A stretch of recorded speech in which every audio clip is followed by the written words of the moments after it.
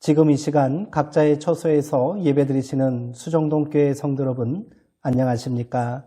예배 전에 잠깐 당부의 말씀을 전하겠습니다. 먼저 주변을 정돈해 주시고 성경책과 찬송가, 헌금을 미리 준비하시어 경건한 마음으로 예배에 참여해 주시기 바랍니다. 지금이 바로 은혜의 때이며 계신 곳이 구원의 자리임을 고백하시고 감사와 찬미로 예배 가운데 나아오시기 바랍니다. 오늘은 주연절 후 두 번째 주일입니다. 이제 소망과 감사의 마음을 담아 수정동교회 주일 예배를 시작하겠습니다. 다 함께 묵상으로 기도하시겠습니다. 오라 너희 모든 목마른 자들아 물로 나아오라. 돈 없는 자도 오라. 너희는 와서 사 먹되 돈 없이 값 없이 와서 포도주와 젖을 사라. 너희가 어찌하여 양식이 아닌 것을 위하여 은을 달아주며 배부르게 하지 못할 것을 위하여 수고하느냐. 내게 듣고 들을지어다. 그리하면 너희가 좋은 것을 먹을 것이며 너희 자신들이 기름진 것으로 즐거움을 얻으리라. 아멘. 만군의 여호와 우리 하나님, 거룩하신 주일 저희들을 주의 날개 그늘 아래 품어주시고 주님께서 머무시는 장막 안에 거하게 하시며 삼위일체 하나님께 기쁨으로 예배드리게 하시니 감사합니다. 성삼위 하나님께서 친히 함께 하시어 저희가 드리는 예배를 흠양하시고 영광을 거두어 주옵소서. 예배하는 주의 종들에게 오늘도 하늘의 신령한 은혜와 땅의 기름진 복으로 채워주셔서 기쁨이 넘쳐나게 하옵소서. 연약한 자를 강건케 하시고 고단한 자에게 새 힘을 주시며 상처난 마음을 자비의 손길로 만져 주옵소서. 예수님의 이름으로 기원하옵나이다. 아멘. 이제 다 함께 찬송가 216장을 부르겠습니다. 사도신경으로 우리의 신앙을 고백하겠습니다. 나는 전능하신 아버지 하나님, 천지의 창조주를 믿습니다. 나는 그의 유일하신 아들, 우리 주 예수 그리스도를 믿습니다. 그는 성령으로 잉태되어 동정녀 마리아에게서 나시고 본디오 빌라도에게 고난을 받아 십자가에 못 박혀 죽으시고 장사된 지 사흘 만에 죽은 자 가운데서 다시 살아나셨으며 하늘에 오르시어 전능하신 아버지 하나님 우편에 앉아 계시다가 거기로부터 살아있는 자와 죽은 자를 심판하러 오십니다. 나는 성령을 믿으며 거룩한 공교회와 성도의 교제와 죄를 용서받는 것과 몸의 부활과 영생을 믿습니다. 아멘.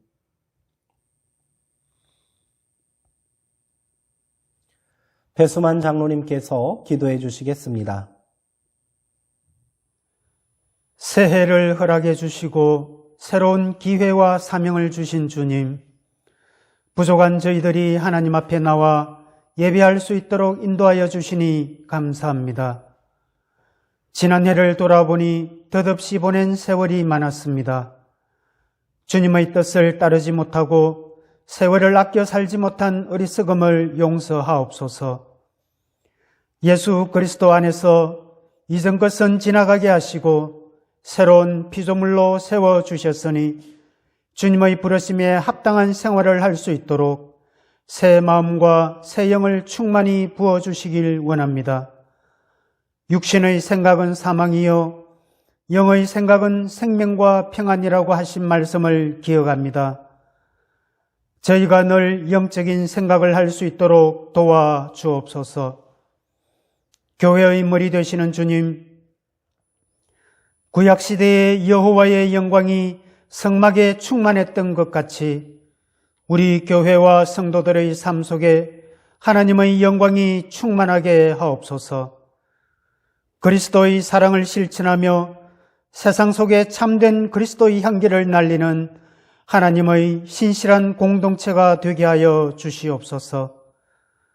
주님이 가난하고 억눌린 자들의 친구가 되셨던 것처럼 주님을 믿는 성도들이 이웃의 아픔과 고통을 돌아보는 다정한 이웃이 되게 하시고 소외된 이들에게 꿈과 희망을 나누어주는 정다운 교회가 되기를 기도합니다.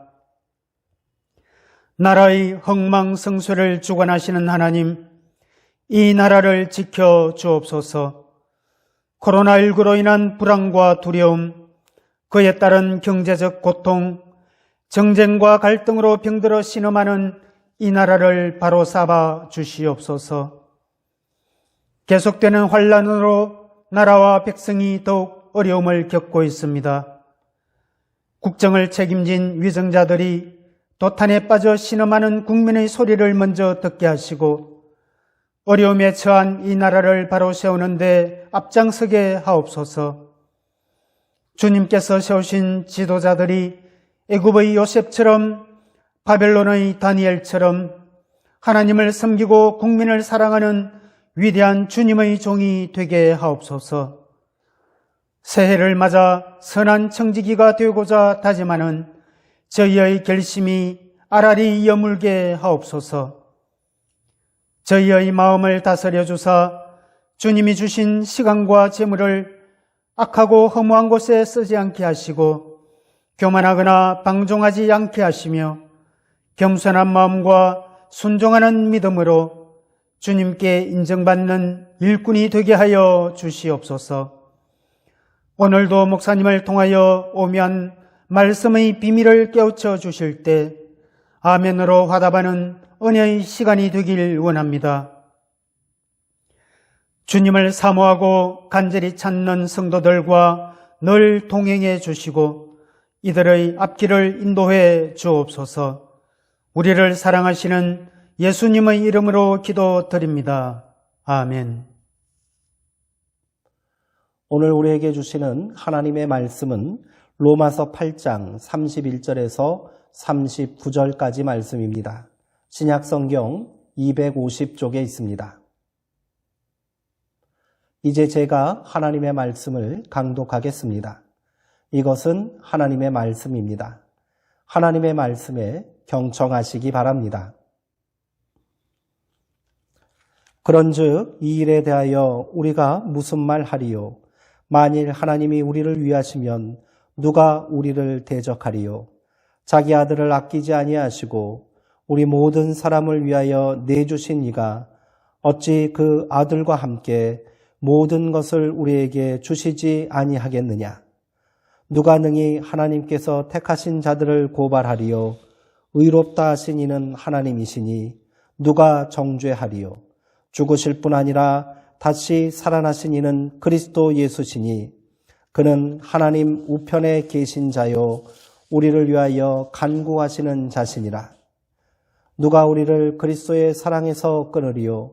환난이나 곤고나 박해나 기근이나 적신이나 위험이나 칼이랴. 기록된 바 우리가 종일 주를 위하여 죽임을 당하게 되며 도살당할 양같이 여김을 받았나이다 함과 같으니라. 그러나 이 모든 일에 우리를 사랑하시는 이로 말미암아 우리가 넉넉히 이기느니라. 내가 확신하노니 사망이나 생명이나 천사들이나 권세자들이나 현재일이나 장래일이나 능력이나 높음이나 기쁨이나 다른 어떤 피조물이라도 우리를 우리 주 그리스도 예수 안에 있는 하나님의 사랑에서 끊을 수 없으리라. 아멘.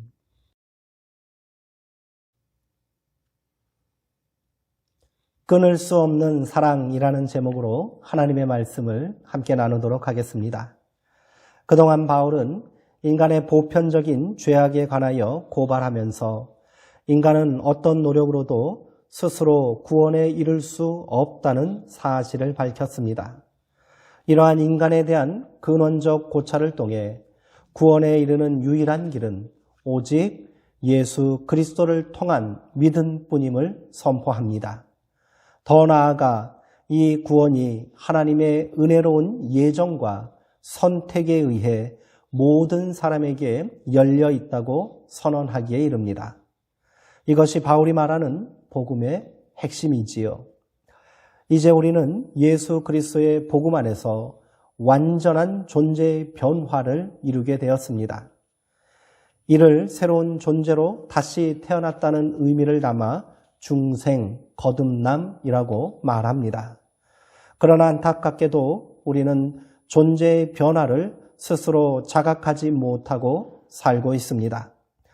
육신의 법에 매여 살던 옛사람의 관성 때문인지 모르겠으나 여전히 변화를 살아내지 못하고 있습니다. 이것은 또 다른 두려움이 되고 죄책감이 되어 우리를 억누르기도 하지요. 여기에는 여러 가지 이유가 있겠습니다만 존재의 변화를 따라가지 못하는 삶의 불일치와 우리를 둘러싸고 있는 세상과 주변 환경이 여전히 변하지 않고 그대로인 것이 가장 큰 이유일 것입니다. 바울이 말하는 성도의 고난이 이런 불균형에서 기인한 것이 아닌가 하는 생각이 듭니다. 마치 낯선 세상 밖으로 나온 갓난아기가 새로운 생명의 시작을 위해 첫 울음을 터뜨리는 것과 같습니다. 아기의 울음은 두려움의 표현임과 동시에 도움을 요청하는 간절한 호소입니다. 이때 이 연약한 아기를 끌어안아주는 존재가 있습니다. 바로 엄마입니다. 그렇게 아기는 엄마에게 절대적으로 의존하게 되고 엄마는 아기가 낯선 세상에 홀로 설 수 있도록 헌신적인 도움과 돌봄을 제공합니다. 마찬가지로 우리가 새로운 존재로 새 삶을 시작하기 위해서는 어머니와 같은 헌신적인 조력자가 필요합니다. 바울은 하나님께서 우리에게 그런 존재가 되어주신다고 말하고 있습니다. 그는 로마서 8장 31절과 32절에서 이 같은 사실을 우리에게 분명하게 증언하고 있습니다. 그런즉 이 일에 대하여 우리가 무슨 말 하리요? 만일 하나님이 우리를 위하시면 누가 우리를 대적하리요? 자기 아들을 아끼지 아니하시고 우리 모든 사람을 위하여 내주신 이가 어찌 그 아들과 함께 모든 것을 우리에게 주시지 아니하겠느냐. 아멘. 바울이 말한 하나님이 우리를 위하신다라는 말은 하나님께서 내 편이 되신다는 뜻입니다. 모성애를 뛰어넘는 절대적인 사랑과 완전한 돌봄입니다. 세상을 살면서 내 편이 있다는 사실은 위로와 힘이 되지 않습니까? 나를 이해하고 나를 인정해주는 한 사람만 있다면 그 사람은 절대로 실패하지 않습니다. 바울은 그 한 사람이 바로 하나님이 되신다고 선포하고 있습니다. 성도가 위대하고 존귀한 존재인 이유가 바로 여기에 있습니다. 소유와 성공이 사람을 존귀하게 만들지 못합니다. 그것은 절대적인 가치가 될 수 없기 때문입니다. 그러나 우리가 하나님의 소유가 된다는 사실은 불변의 가치이며 변하지 않는 영원한 능력이 되는 것입니다. 바울은 이 놀라운 사실을 누가 우리를 대적할 수 있겠는가라고 되묻고 있습니다. 아무도 우리를 대적할 수 없다는 말입니다. 비록 세상의 관점으로 볼 때는 별 볼 일 없고 나약한 존재들처럼 보일지라도 그 진정한 가치와 존귀함은 훼손될 수 없습니다. 하나님께서 영원하시고 하나님께서 영원토록 우리와 함께 하시기 때문입니다. 바울은 32절에서 자기 아들을 아끼지 아니하시고 모든 사람을 위하여 내어주셨다라고 고백하며 하나님께서 우리를 위하신다는 증거를 예수 그리스도의 성육신 사건과 십자가의 희생에서 그 근거를 잡고 있습니다. 한마디로 하나님의 희생을 통해 우리는 이 영광에 속하게 되었다는 말입니다. 이것은 오래전 이사야 선지자를 통해 약속하신 임마누엘의 성취입니다. 하나님께서 우리와 함께 하신다는 뜻의 임마누엘의 현재적 증거인 것입니다. 이처럼 자기 자신과 같은 독생자 아들까지도 우리를 위하여 내어주신 하나님께서 무엇을 아까워하시겠습니까? 우리의 아빠, 아버지 되시는 하나님은 우리에게 모든 것을 주시는 분입니다. 여기서 중요한 것은 이 영원하고 완전한 사랑이 모든 사람을 위하여 나타났다는 사실입니다. 그러나 이 사실이 복음이 되어 구원에 이르게 되는 것은 모두에게 나타나지 않습니다. 이는 오직 이 사실을 믿고 복음으로 받아들이는 자들에게 열려있는 특별한 은총입니다. 바울이 말하는 선택과 예정의 이유가 다시 한번 분명해지는 말씀입니다. 하나님께서 우리를 위하시고 우리 편이 되어주시기 때문에 그 어떤 존재도 우리를 대적하고 위협할 수 없습니다. 이 적대적인 위협을 바울은 고발과 정죄라는 말로 표현했습니다. 이에 대해 바울은 하나님께서 의롭다 하셨는데 누가 감히 우리를 고발할 수 있단 말인가 라고 단호하게 말합니다. 여기서 의롭다는 말의 의미를 다시 한번 살펴보겠습니다. 구약 성경에서 의롭다는 말은 상호관계 가운데 형성되는 충성과 신뢰, 사랑과 헌신을 의미하는 것입니다. 즉 하나님과 인간이 올바른 관계 가운데 있는 것이 의로움인 것입니다. 신약 성경도 마찬가지입니다. 의롭다는 의미의 헬라어 디카이오시네는 원래 그리스 신화에서 유래된 말입니다. 그리스 신화에서 최고의 신인 제우스의 딸이 있었는데 그 이름이 바로 디케입니다. 즉 디케가 제우스의 딸이기 때문에 옳다라는 의미가 바로 디카이오시네, 의롭다는 말이 됩니다. 아버지에게 따른 그 존재만으로도 언제나 옳고 사랑스럽기에 의롭다고 하는 것이지요. 하나님 앞에 우리는 이렇게 의로운 존재입니다. 단순히 상전과 권력자에게 복종하고 충성하는 차원을 넘어 존재 자체가 옳고 사랑스럽다는 것입니다. 이는 전적으로 예수 그리스도의 십자가 공로에 따른 은총입니다. 바울은 이 관계를 누구도 시비 걸고 고발할 수 없다고 거듭 강조하고 있는 것입니다. 이처럼 고발 자체가 성립될 수 없으니 그 어떤 존재도 우리를 정죄할 수 없는 것은 당연합니다. 바울은 이 사실을 로마서 8장 34절에서 이렇게 증언하고 있습니다. 이 말씀을 공동번역 성경으로 읽으면 그 뜻이 더욱 분명해집니다. 제가 한번 읽어드리겠습니다. 누가 감히 그들을 단죄할 수 있겠습니까? 그리스도 예수께서 단죄하시겠습니까? 아닙니다.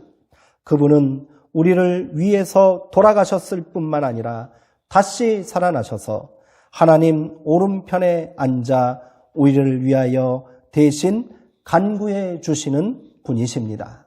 아멘.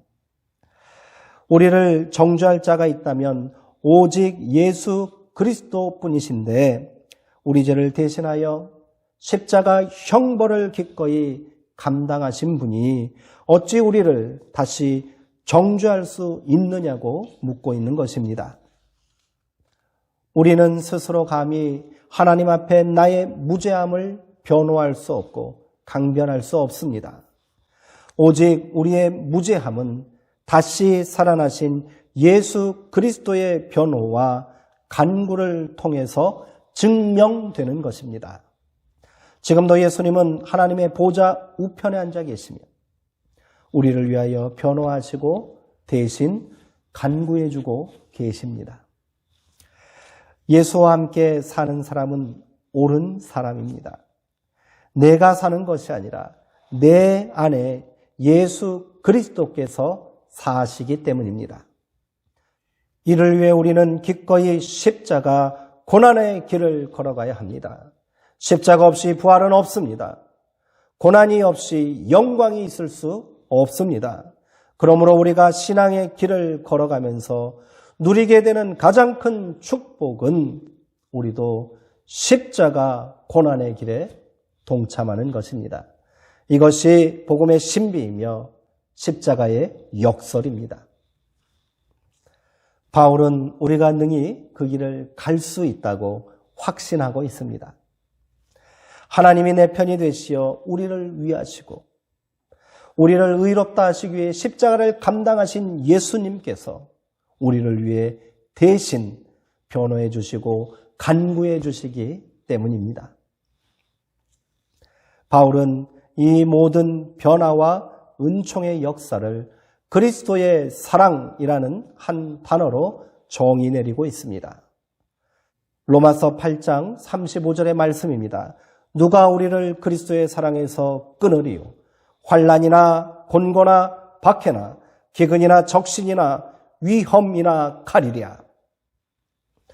그리스도의 사랑은 예수 그리스도의 십자가를 통해 세워진 영원한 구속과 희생의 사랑입니다. 이는 하나님께서 계획하시고 실행하시고 완성하신 절대적인 사랑이며 무조건적인 사랑의 기준입니다.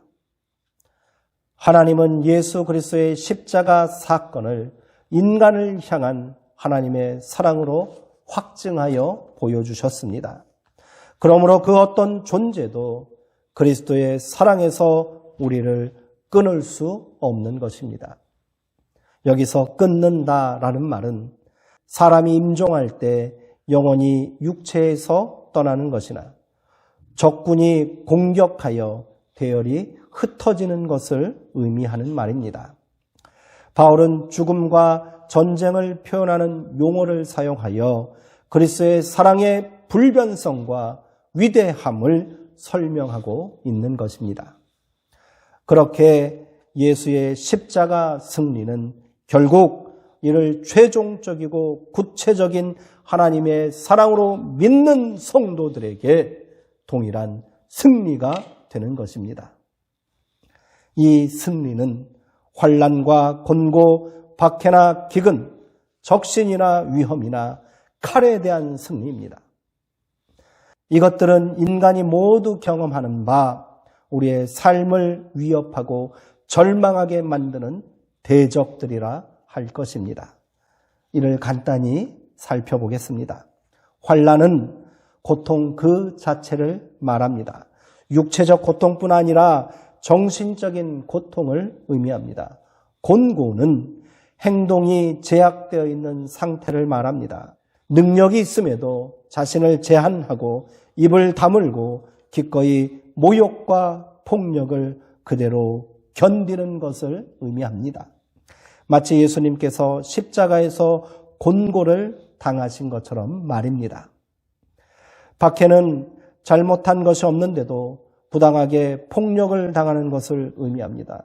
실로 감당하기 힘든 고통이 아닐 수 없겠지요. 기근은 말 그대로 굶주림의 고통입니다. 이를 오늘에 적용하면 신앙의 양심으로 정직하게 살려고 할 때 느끼게 되는 박탈감과 손해라 할 것입니다.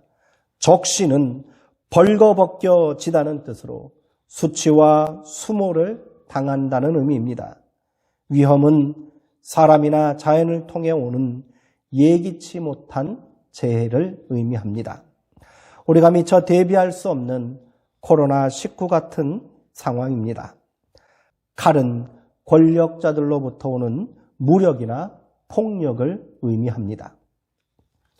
이 모든 세상의 도발과 위협을 그리스도의 사랑 안에 있는 자들은 모두 이겨낼 수 있습니다. 환난 중에도 기뻐할 수 있으며 곤고를 영광으로 고백할 수 있고 박해를 신앙의 순결함과 진실됨을 증언하는 기회로 삼을 수 있습니다. 기근을 당하여도 감사할 수 있으며 적신의 수모와 조롱을 당하면서도 복음을 위해 기꺼이 견딜 수 있습니다. 위험과 재난을 하나님의 선하신 뜻 안에서 견뎌낼 수 있고, 칼의 위협에도 신앙의 양심과 믿음으로 단호하게 맞설 수 있습니다. 바울은 성도의 삶은 그리스도께서 그리하셨던 것처럼 종일토록 주를 위하여 죽임을 당하고 도살당한 양 같은 고난이요 고통이라고 고백합니다. 그러나 하나님의 자녀들은 이를 절대로 회피해서는 안 됩니다. 명심하십시오. 십자가 없이는 부활이 없고요, 고난이 없이는 영광도 없는 것입니다. 그리스도의 사랑으로 단단하게 맺어진 성도의 신앙은 이 모든 고난을 능히 이길 수 있습니다. 바울은 이를 두고 로마서 8장 37절에서 그러나 이 모든 일에 우리를 사랑하시는 이로 말미암아 우리가 넉넉히 이기느니라 라고 담대하게 말하고 있습니다. 넉넉히 이긴다는 것은 가장 영광스러운 승리를 거둔다, 승리 이상의 승리를 이룬다는 뜻입니다. 바울은 이를 특별히 현재형으로 고백하므로 우리가 이 싸움에서 계속해서 넉넉히 이기고 있다는 사실을 강조하고 있습니다. 이 싸움은 내가 하는 것이 아닙니다. 나와 함께 하시며 나와 동행하시는 예수 그리스도께서 하시는 싸움입니다. 이제 바울은 지금까지 모든 주장을 정리하여 확신에 찬 선언을 하고 있습니다. 로마서 8장 38절에서 39절까지 말씀을 새번역 성경으로 제가 읽어드리겠습니다. 나는 확신합니다. 죽음도 삶도 천사들도 권세자들도 현재일도 장래일도 능력도 높음도 기쁨도 그 밖에 어떤 피조물도 우리를 우리 주 예수 그리스도 안에 있는 하나님의 사랑에서 끊을 수 없습니다. 아멘.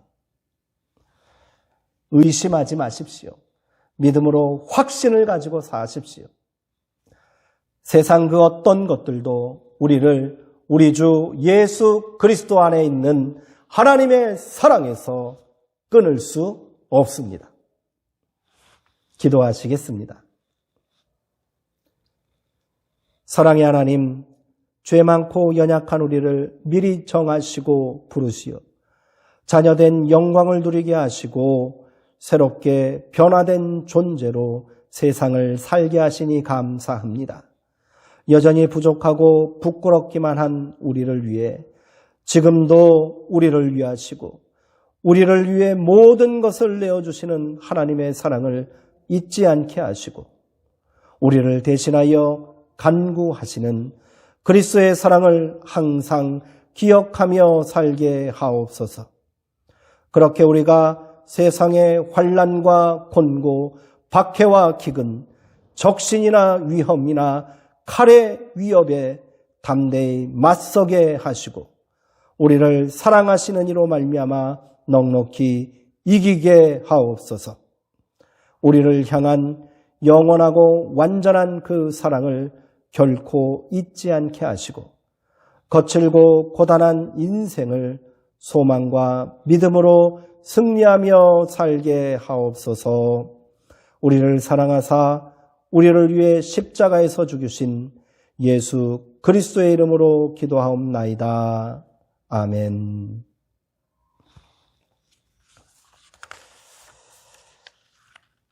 결단의 찬송 284장 부르시는 중에 준비하신 헌금을 하나님께 봉헌하겠습니다. 드려진 예물을 위해 기도하겠습니다. 사랑과 은혜의 하나님, 이 시간 우리가 정성과 마음을 다해 귀한 예물을 드리오니 기쁘게 받아 주옵소서. 이 예물이 사용되는 곳에 하나님의 회복의 역사와 사랑의 은총이 나타나게 하시고 우리의 삶 가운데 한없는 은혜와 하늘의 축복으로 응답하여 주옵소서. 예수님의 이름으로 기도하옵나이다. 아멘. 이제 교회 소식을 간단히 전해드리겠습니다. 부산시 새로운 방역 지침에 따라 오늘 18일부터 교회는 정규 예배에 한하여 좌석수의 10%만 현장 예배를 드릴 수 있게 되었습니다. 오는 24일 주일 예배부터는 일부 현장 예배가 가능할 것 같습니다. 이에 따른 새로운 교회 예배 방침을 알려드리겠습니다. 주일 예배는 20명 이내로 예배 인원을 분산하고 기존 2부 예배에서 3부 예배로 확대 실시하겠습니다. 오전 8시 30분에 1부 예배를 추가하여 오전 10시에 2부, 11시 30분에 3부 예배를 진행합니다. 1부 예배는 이전 1구역원 교회 인근에 계신 성도님들이 참여해 주시고 2부 예배는 2구역과 3구역, 3부 예배는 4구역과 5구역, 그리고 청년부가 참여해 주시기 바랍니다. 주중 예배는 한 주간 더 비대면으로 진행하고 새벽 기도회와 수요 기도회는 매일 묵상으로 대치합니다. 여러모로 번거롭고 불편한 상황이지만 성도님들이 적극 지침에 동참해 주셔서 이 위기를 함께 극복해 나가기를 소망합니다. 자세한 내용은 다시 한번 주중에 문자를 통하여 알려드리도록 하겠습니다. 여전히 안타깝고 또 아쉬운 부분이 많지만 성도님들은 계속해서 차분하게 믿음의 자리를 지켜주시고 하루속히 코로나19 사태가 해결될 수 있도록 기도해 주시기 바랍니다. 모임과 예배가 힘든 시간이 계속되고 있습니다. 이때를 개인의 신앙 성장과 영성 회복의 귀한 시간으로 지혜롭게 사용하시는 성도님들 되시기 바랍니다. 교회 달력에 표기된 성경 통독 분량에 따라 성경 일독에 매일매일 참여해 주십시오. 교회 유튜브를 통해 제공되는 영상으로 묵상과 기도에 힘써 주시기 바랍니다. 또한 교회 유튜브 영상을 소중한 분들에게 소개해 주시고 공유해 주셔서 전도에 활용해 주시기 바랍니다. 다음 주 1월 24일에 예결산 재직회와 공동의회가 있습니다. 코로나19 상황으로 부득이 재직회와 공동의회를 겸하여 간략하게 진행하려고 합니다. 성도님들께 양해를 구하며 관심을 갖고 참여해 주시기 바랍니다. 다음 주에 또한 2021년 교회 조직과 직분자 임명을 서면을 통해 발표하도록 하겠습니다. 모두가 어렵고 힘든 가운데서도 하나님께서 주신 귀한 직분에 감사하고 충성하시는 성도님들 되시기 바랍니다. 이제 조금씩 코로나19 확산세가 진정되는 듯합니다. 그러나 여전히 소규모 집단 감염이 계속 이어지고 있는 상황입니다. 조금 더 인내해 주시고요. 개인 방역에 힘써 주시어 하루속히 이 사태가 해결될 수 있도록 기도해 주시기 바랍니다.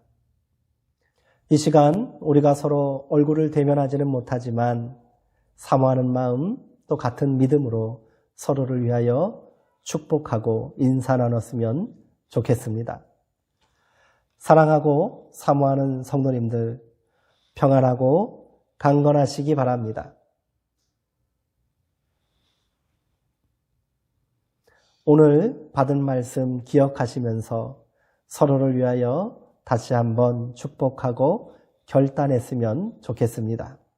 그리스도의 사랑에 힘입어 세상을 넉넉히 이기는 성도님들 되시기 바랍니다. 이제 다 함께 축도하시겠습니다. 지금은 우리 주 예수 그리스도의 은혜와 하나님 아버지의 크신 사랑과 성령 하나님의 교통하시고 새롭게 하심이 우리를 위하시는 하나님의 은혜에 힘입고 그리스도의 사랑으로 세상을 넉넉히 이기기를 소망하는 여기 모인 모든 성도들의 머리 위와 이들의 삶의 자리 위에 교회와 나라 위에 지금부터 영원토록 함께 하시기를 간절히 축원하옵나이다. 아멘.